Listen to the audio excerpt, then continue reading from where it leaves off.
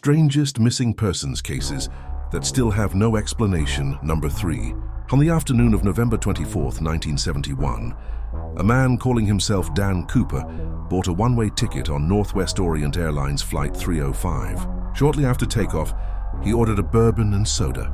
Then he passed a folded note to flight attendant Florence Schaffner. Thinking it was just a lonely businessman's phone number, she smiled and dropped it, unread, into her purse. Cooper then leaned closer and said, "Miss, you'd better look at that note. I have a bomb." The note's message was terrifyingly clear. His demands were precise: $200,000 in unmarked $20 bills and 4 parachutes to be delivered when the plane landed in Seattle. For 2 hours, the jet circled Puget Sound while authorities scrambled. Once the ransom was delivered, Cooper released all 36 passengers. But he kept the crew and ordered them to take off again, this time toward Mexico City, with a refueling stop in Reno. He gave specific instructions. The plane was to fly below 10,000 feet, with the landing gear down and wing flaps at 15 degrees to keep the speed slow.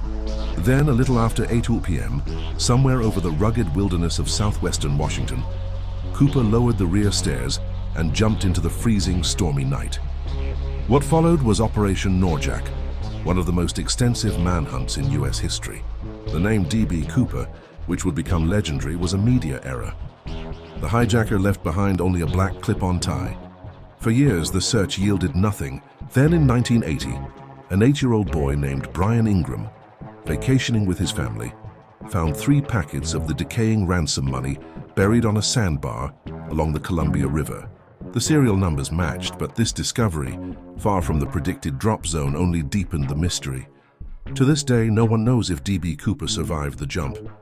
His fate remains one of the greatest unsolved mysteries of our time.